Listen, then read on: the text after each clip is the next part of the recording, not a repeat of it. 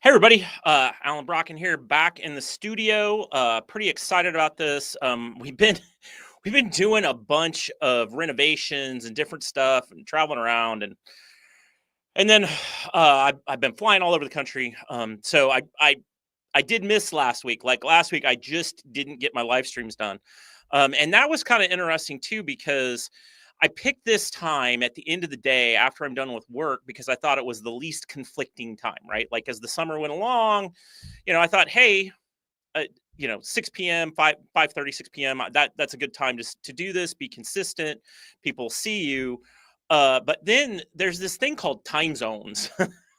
And I've been like last week I started the week in Atlanta, I ended the week in LA and then back home. And time zones are all over the place, but also then just the stuff I was doing. Like once you get to these, in my city, the worst case scenario and the worst traffic, it's 20 minutes across town. We're like a 20-minute drive across town is like horrible. It's, something's broken on the streets.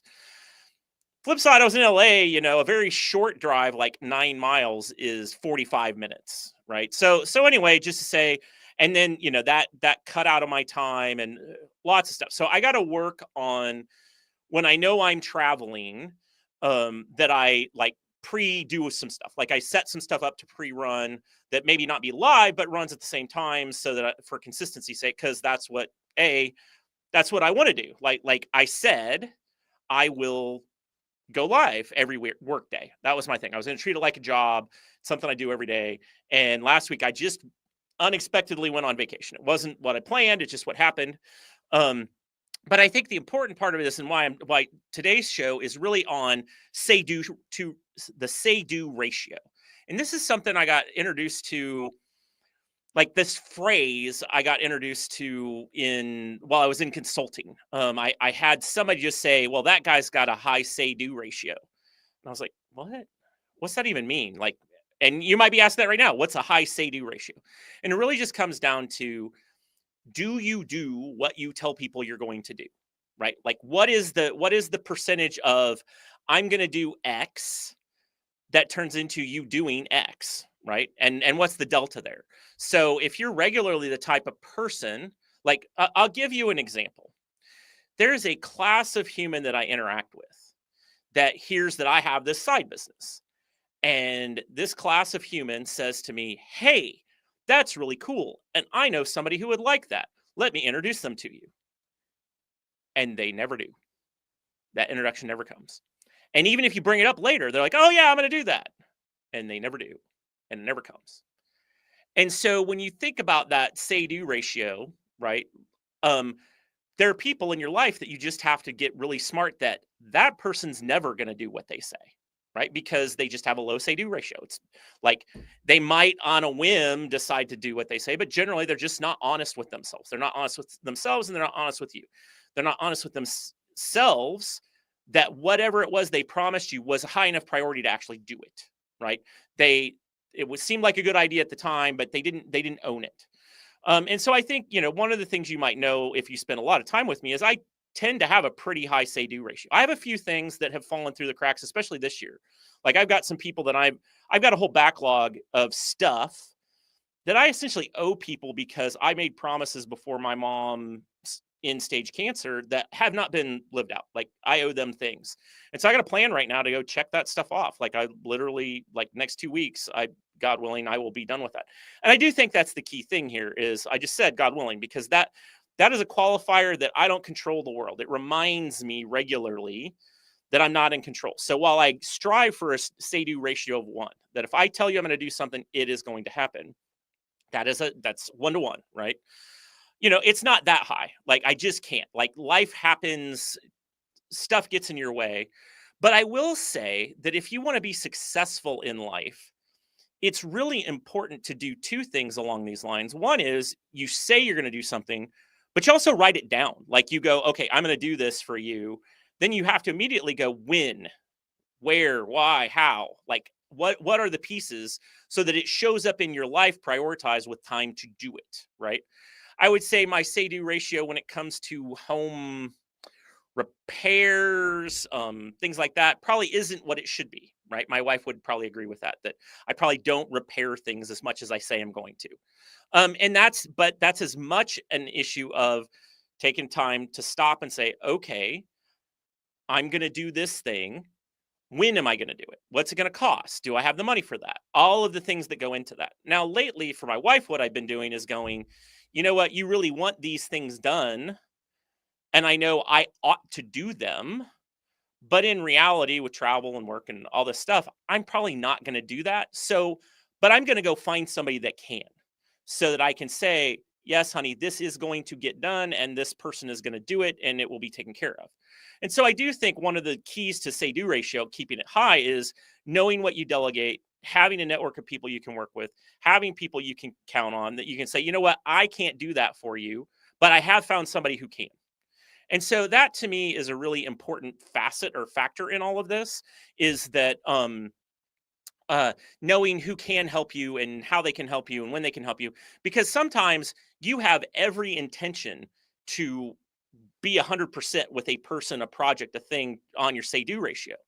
And then life just happens. So last week I had a bunch of flight stuff move around. Okay, well, I committed to some people I would do something. I then spent the time to try to find people to cover. Now, in the end, the particular thing I'm thinking about didn't even need to be covered because it just didn't. But the whole point was I did do the work. I did kind of burn the favors. And I think that's kind of the flip side of this is, if you're someone with a very high say do ratio, if you're the type of person that says, hey, I'm going to do this, and you do it, other people know that about you, right? They know that when they asked you to do something, you pulled through, and that if something came up, you found somebody to pull through, so that if you ask them to do something for you because, life happens, they tend to be a lot more helpful. And so I've got a bunch of relationships in my life where it goes both ways, right? Like, I make sure I take care of them, they take care of me, we get everything done, but we have a co high say do ratio. On the flip side, I have also worked with people that just couldn't be trusted. Like, they just had it like almost a zero on the say do ratio, because they just didn't care, right? Like, for whatever reason, like everything else in their life was just so much a higher priority than this thing, whatever it may be, that you just couldn't count on them. And you've seen this, like, if you've ever done a class project, there are people on the project team that just don't do anything, and if you care about the project, you've got to do it all. I think, a lot of this whole concept resonates back to this idea of the 80-20 rule, right? Like, um, 20% of the work's done, or 80% of the work's done by 20% of the people in a volunteer organization, that kind of thing. But that goes back to, those are people who have an intrinsic high say do ratio. And so if you're that kind of person, I think there's a couple things going on with that, that's a factor of how you're raised, that's your neurochemistry. There's a lot of things that cause you to be the kind of person to do that. But from my understanding, it's also something that you can train yourself to do. Like, it's the kind of thing where, if you want to be really successful, you know, even if it's not to other people, it's having that high say do ratio with yourself. So the way I've managed to write 6 books, well, actually written 10 books now, but the way I've managed to write 10 books is, for myself, I've said, I'm going to do this at this time. I'm going to finish this like this. I'm going to do whatever. And I keep that promise to myself. And I think that's probably the most important part of this talk, is to think about things in terms of, when it comes to what you offer other people, if you're actually promising to yourself you're doing the thing, like it's your personal character on the line, you mean to do this thing, this matters, and you don't do it, it just hurts you, right? Like you intentionally did this, like you intentionally committed to that, and so you're going to do it. So I think that's one of the things with my relatively high say do ratio. At least that's what people tell me. Like, if I say something, it happens. Now, sometimes some of the things I've said have taken years, right? Like, I said I was going to write a series of books, but that took like 15 years to get done. Um, and sometimes you have to plod along. Like, sometimes that the truth of that say-do ratio isn't realized in a time frame that everybody else is happy with or everybody else expects. But I do think it's one of those things, from an integrity perspective, it's very important to try to keep that say-do ratio as high as possible. And in the process, be very honest with people, right? Like, if there are constraints, if there are things that are outside your control that you already know, that does help that say-do ratio, right? If they know up front that, well, hey, I'd love to have coffee with you on Wednesday afternoon, but my flight gets in at noon and you can't guarantee the flight's going to get there, they're not going to hold that against you, right? Like that's not really going to be a big deal. On the flip side, if you just don't let them know, if you don't communicate. And so I think the other side of the say do ratio is just communication. Like being very explicit about what you communicate that you're going to do helps people set the bar for what are you doing. But also then as you go on, over communicating, saying, hey, I'm doing this. Okay, that didn't work. I got to do this. That didn't work. I got to do this. And just keeping it going so that they know that you're committed. Because I've seen a lot of people that might have otherwise lost faith in me about something or another, not because I was just very communicative as I went along that, hey, this thing happened. I'm still working on this. I'm sorry this is taking so long. And I think that is the other bit of it is just being honest, right? Like sometimes you just don't do the thing. Maybe you just, it goes in one ear out the other. That happens sometimes. But I think at the end of the day, if you want to be successful, if you want to do big things, setting a high say-do ratio for yourself. I'm doing this for me, and I'm going to be honest with myself about what I can and can't do, and I'm going to do the thing. Can go a long way to improving your say-do ratio with others, because when you do make a promise to somebody, it's not just to them, it's to yourself that you're going to have high integrity and you're going to pull it off.